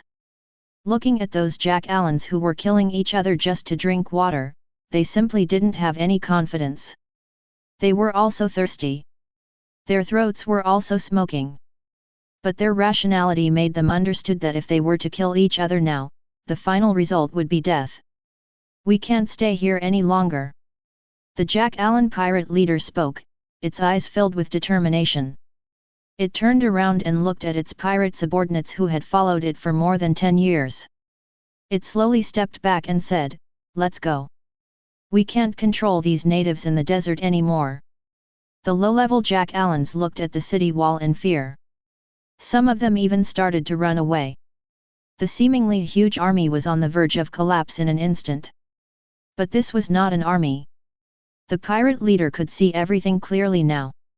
Even though its throat was smoking and the thirst in his stomach made it weak, its head still told it that the best thing to do now was to leave. To stay away from the Oasis lookout and the human troops in the fortress. Or rather, to escape. Tormented by thirst and hunger, they were unable to fight anymore. Moreover, the cannon fodder that they had brought with them had already gone out of control. The scene of them killing each other just now had also given them a warning. "We'll listen to your arrangements, Lord." The pirates nodded one after another. Thus, they slowly retreated, completely ignoring the low-level JACKALANs around them. To them, these low-level races couldn't even speak the JACKALAN's language completely, so they couldn't even be considered as their own kind. They were just a group of beasts that looked similar. Using them as cannon fodder was the right choice, but it was definitely impossible to see them as their own kind. As the JACKALAN pirates left, the low-level JACKALANs who had lost their command were at a loss. More and more low-level JACKALANs began to flee. However, there were even more JACKALANs who gathered together. They looked at the sparkling lake water not far away from the city wall. Their eyes were filled with the desire to drink water. They had already lost their rationality. Leaving just like that, these low-level JACKALANs weren't willing to accept it. Chapter 139, Unexpected Surrender. Roar. Finally, some JACKALANs could not hold back their hunger and thirst. They ran quickly and continued to rush towards the lake that was filled with corpses. Even the water was dyed red with blood. They drank large mouthfuls of the lake water that carried the smell of blood. Hundreds and thousands of these low-level JACKALANs continued to rush forward like a swarm of bees. Their thirst made them go crazy.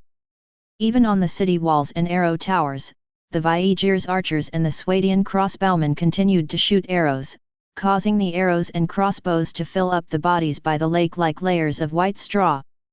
But it still could not stop the large pack of low-level JACKALANs rushing over to drink water.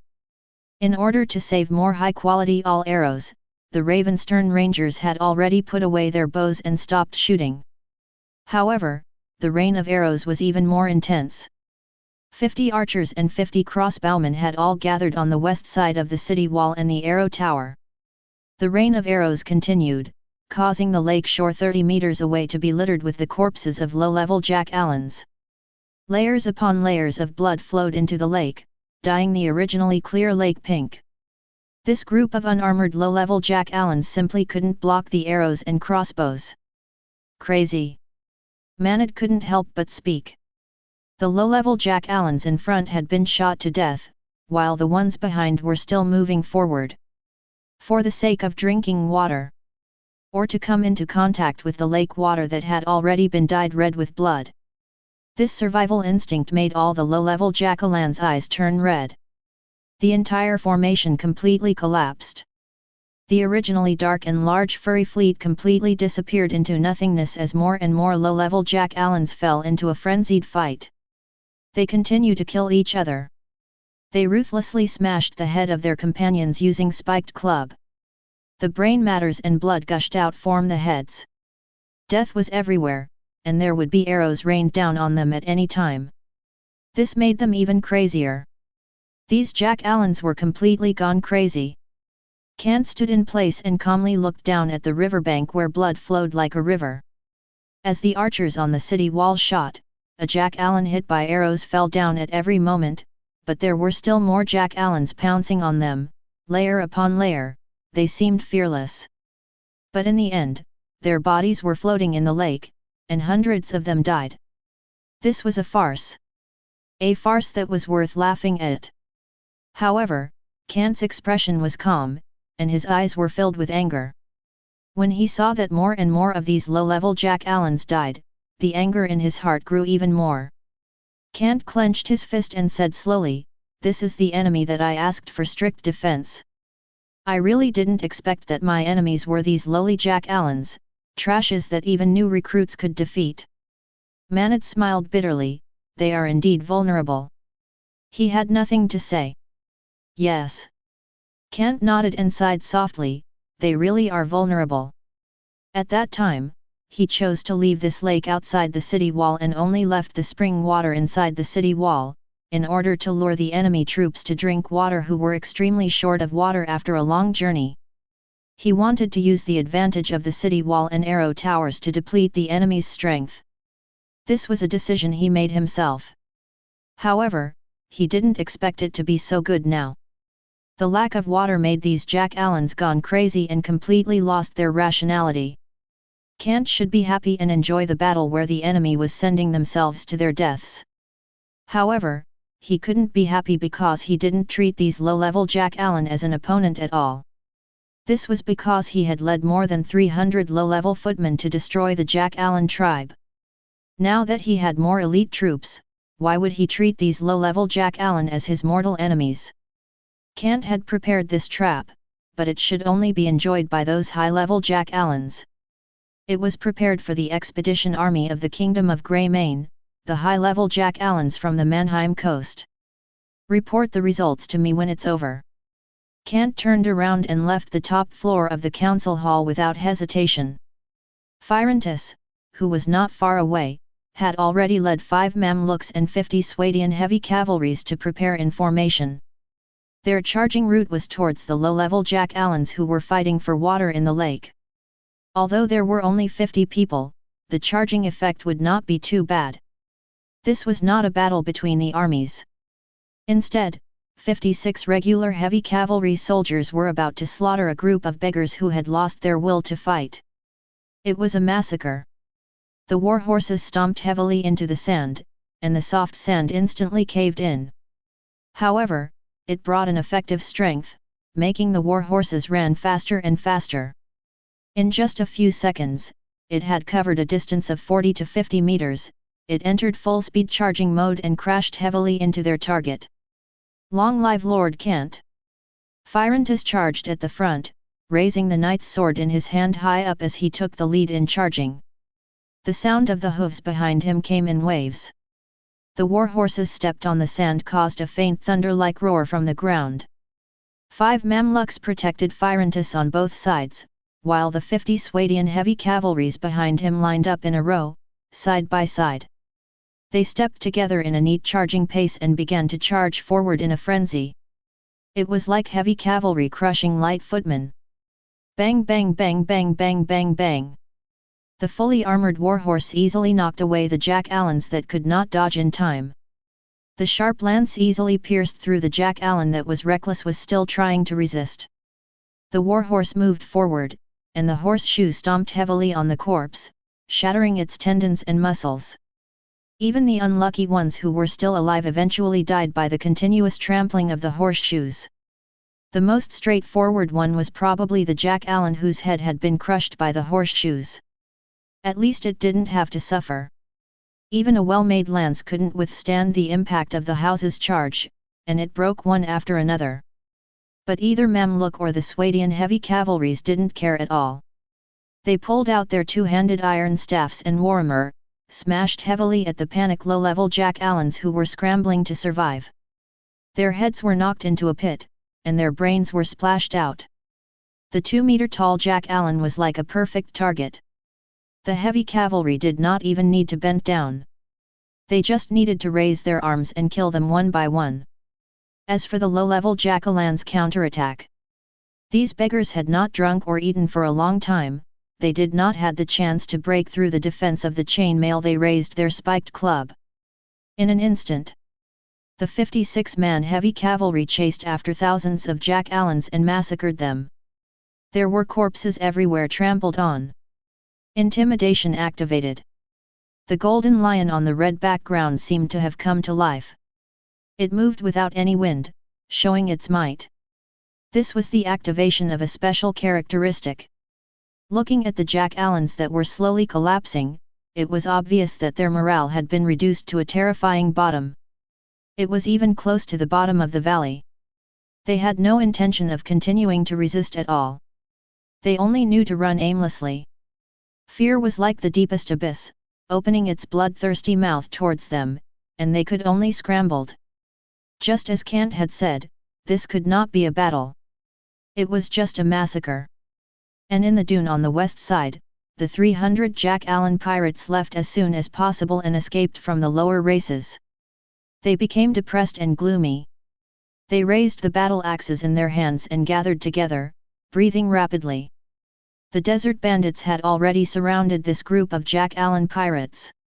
80 light cavalries surrounded 300 heavy footmen soldiers. It was somewhat laughable. But it was indeed so. These JACKALAN pirates wore mail armor and held two-handed battle axes. It was obvious that they were elite JACKALAN pirates. The desert bandits had their eyes on them. When these pirates quietly escaped, the bandits immediately brought people to surround them. Not far away, a few short pylons were stuck in the sand. It seemed that they did not succeed. However, these JACKALAN pirates still not dared to make any moves. This was because in their formation, two of their companions were crashing onto the ground. Their chests and lower abdomen were stabbed by the two short pylons. The mail armor on their bodies did not have any defense effect. The inertia of impact caused the pylons pierced deeper into their chests. They did not even dare to pull them out. These JACKALAN pirates were very experienced in fighting for their lives in the Sea of Stars. Of course, they knew that if they pulled out the pylons that pierced into their bodies, they would definitely bleed out. If they were not prepared, they would die. However, they couldn't do anything about it. The pirate leader's eyes were filled with violence and despair. The other pirates were the same. Looking at the desert bandits, they could already sense that these humans riding on warhorse had become so strong, so fast, and terrifying lethal. Even the elves riding on moon deer weren't as fast as these human cavalry. These humans, why are they different? Endless doubts rose in the hearts of the JACKALAN pirates, but these doubts made them even more desperate. After walking more than 10 meters, they wanted to rush over and fight, but the human cavalries did not give them the chance to get close. Like agile sparrows, they spread out in all directions and took the opportunity to throw short pylons instead. The humans immediately made their two comrades lose their fighting ability, and most likely going to die. They wanted to leave, but the desert bandits rode their horses and circled around them. This feeling made them feel like a pack of wolves.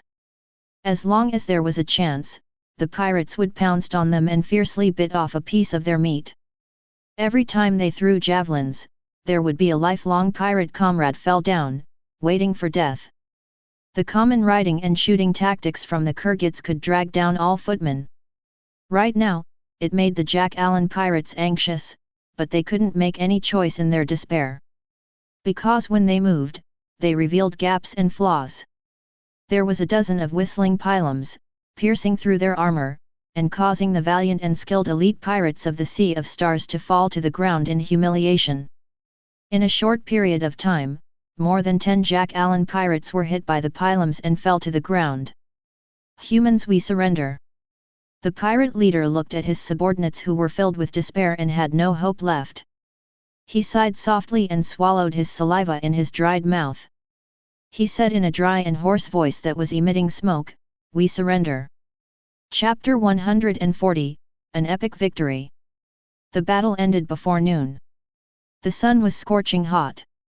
The thick smell of blood spread along with the high temperature. Outside the western city wall, JACKALAN's corpses filled with arrows were everywhere.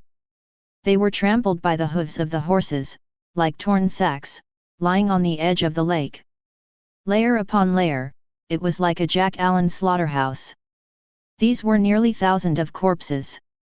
Fresh blood formed into a stream, flowing through the soil into the lake. This small lake, which should be called a pond, was dyed red. The water channels let the polluted water flow into the agricultural area, dyeing the cultivated wheat fields with layers of blood color. There was a bright and seductive red colors everywhere. The blood flowed out from the countless JACKALAN corpses. It was a cruel battlefield. At this moment, there was no killing force at the scene. Only the peasants from Swadia were holding their long scythe tightly and stabbing at the JACKALAN corpses on the ground.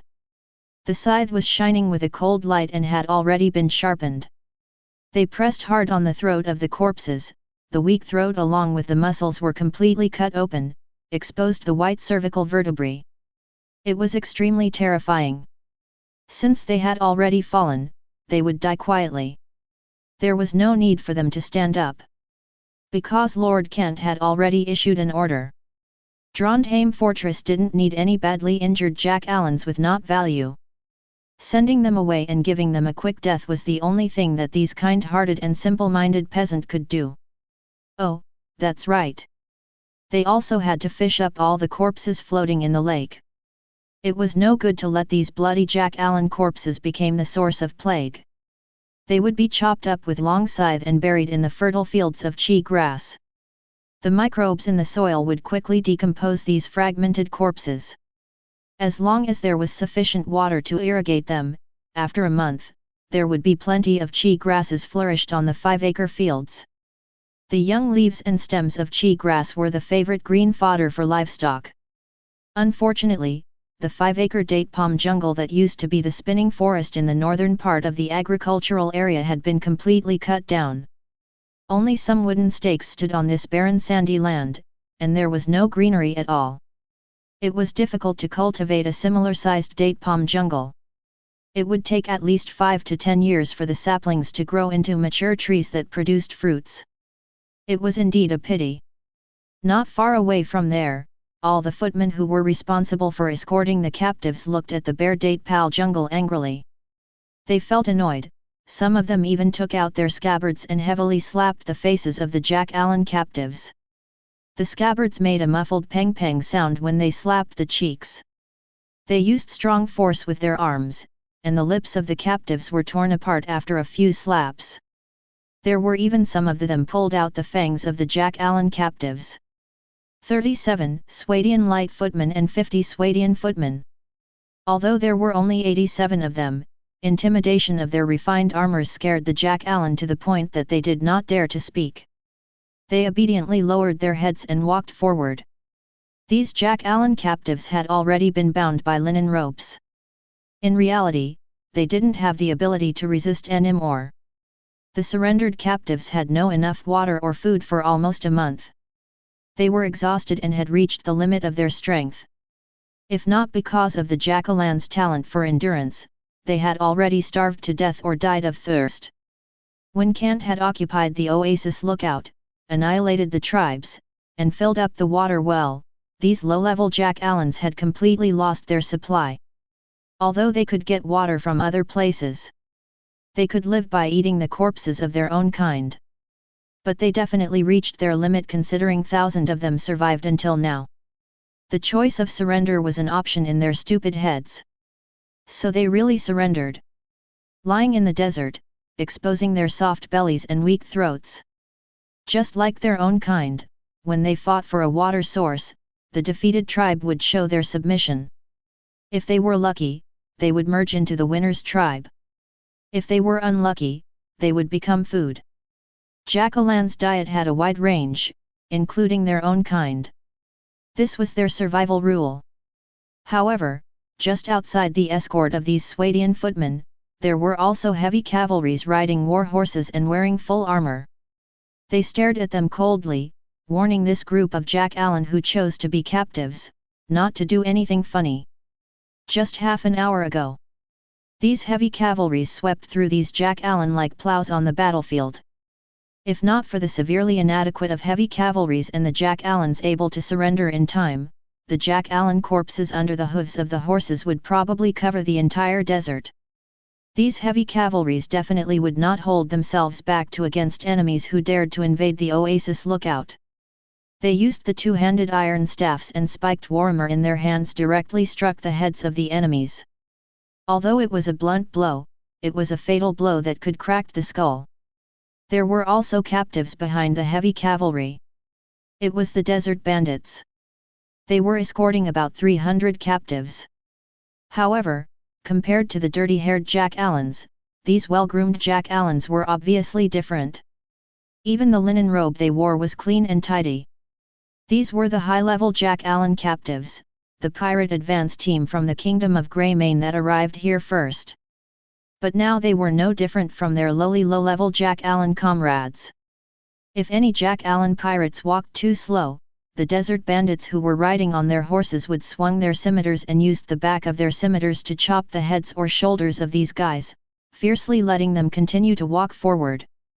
There were also some rebellious and disobedient JACKALAN pirates, glaring angrily at the desert bandits who were beating them up. However, their angry glare did not earn praises for their boldness. Instead, they were hit by the scabbard over again. The light cavalries came closer and found the JACKALANs who dared to glare at them angrily. They raised their scabbard and fiercely slapped them on the cheeks. After a few slaps, they did not let them go until their lips cracked, their mouths and nasal cavities were bleeding, and even half of their teeth had been knocked off. These desert bandits were not good people. Some of JACKALAN pirates dared to resist and wanted to break free from the ropes that bound their hands. In response to these brave pirates, the desert bandits turned their scimitars around. It was no longer the scabbards and the back of the scimitars, but the sharp blades. From top to bottom, the scimitars cut them in half. Their heads fell to the ground and rolled a few times before their bodies fell to the ground. Their bodies convulsed and spat out blood from their necks. Their eyes were still open. Then, it was stomped by the desert horses' powerful hooves and exploded like a watermelon. For the JACKALANs who had surrendered, such a cruel method did not provoke any resistance. Instead, it made the frightened captives even more careful and completely abandoned their courage. They became a walking corpse without a soul and only knew how to obey. They basically became qualified captives. In the council hall, Kant was sitting in his seat with an annoyed expression on his face. His fingers were tapping rapidly on the table. His mood was even worse. Even though Kant had completed the mission, Kant was still in a depressed mood. He did not have any happy thoughts. Ding! After your bloody battle, you have finally completed the mission. Side quest, The Undercurrent. Reward, 10,000 dinars. Introduction. First of all, congratulations on winning this battle. You are like a solid reef that has blocked the surging undercurrent.